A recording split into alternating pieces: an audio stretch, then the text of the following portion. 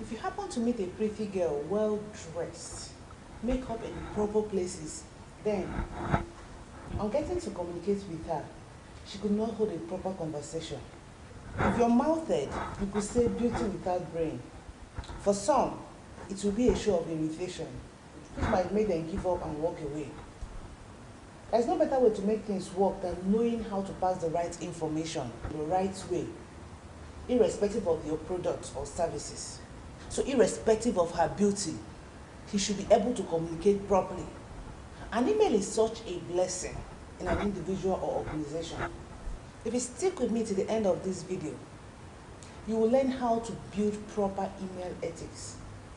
Subscription to this channel is very simple. Just click on the subscription button below and also turn on the notification bell so you won't get to miss any of our videos. And if you're just meeting me for the first time, my name is Flora On. Here in this channel, my passion is sharing everything skill with your every slightest opportunity. Skill Faculty is geared towards teaching, promoting, and empowering you with the skills needed to become a better version of yourself in all ramifications. Skill Faculty, we are on the side of skill. But let's get into the video. Following proper ethic is essential to prevent miscommunication or hard feelings.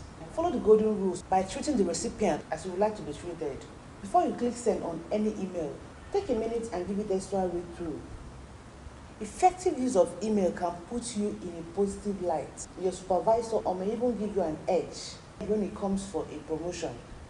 So 10 guidelines on how to build email etiquette.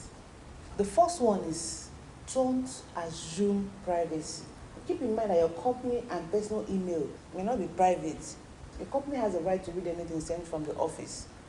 So never write and send personal or highly sensitive information from your work. Personal email from home may be forwarded, so don't put anything in writing that could cause a problem if it reaches the wrong person. The second one is avoid offensive comments.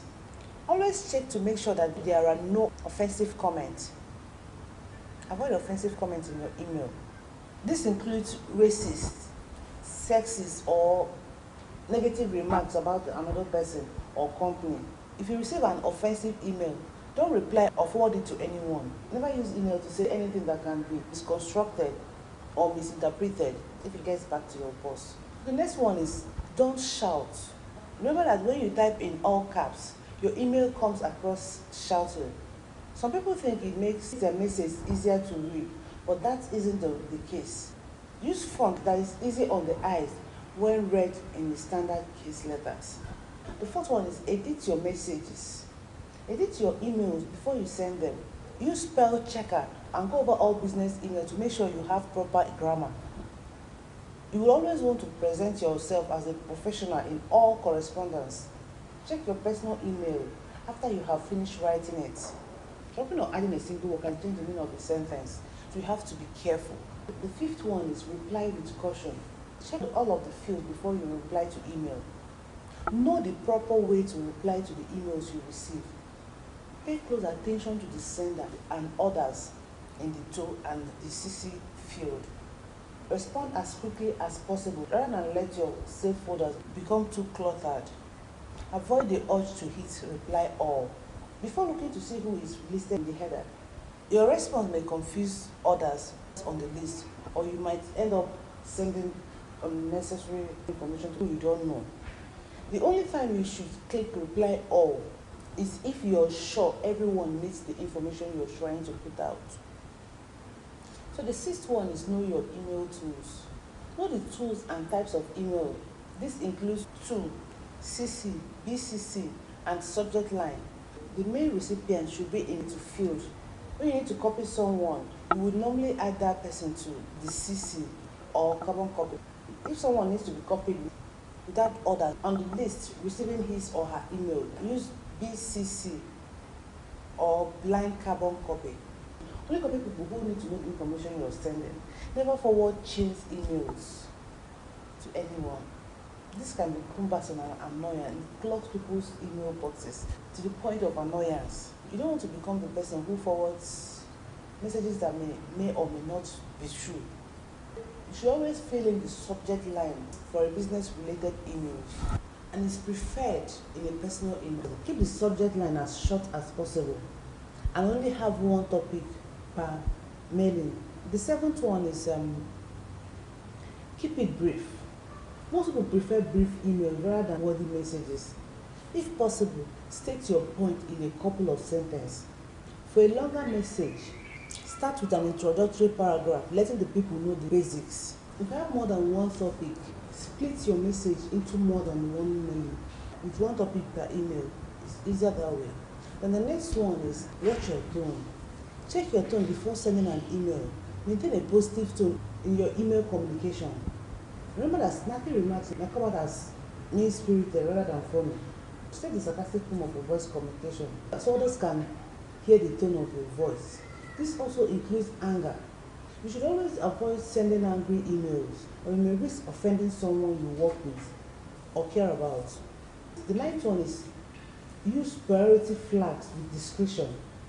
Know how to use priority flags for important emails. If you have a high priority flag, only use it when necessary. Using too much will eventually have the opposite effect you want, and send your emails to the bottom of the priority list for the recipient. The last but not the least is the third one. Sign your name. Include contact information in your email signature.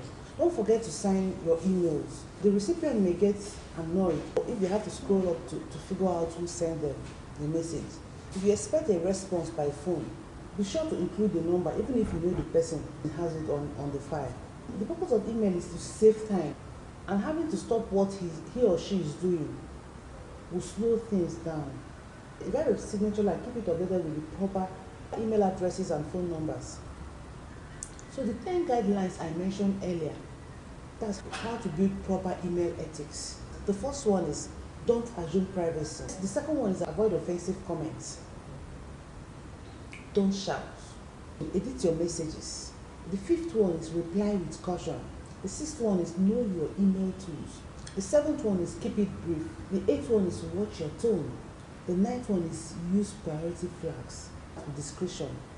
The last but not the least is sign your name. So in conclusion, an email should be written in an apple pie order as far as to ascertain that it gives or convey the right information with optimum delivery to whosoever that is involved. So what are you going to do about your shortcomings in writing emails? Are you going to continue making errors, or do you want positive outcomes? Now go on and follow these laid down principles and share with us in the comment section as you experience the wonderful changes that will come out with it. And until next time, I will see you in the next video. Stay with Skill Faculty.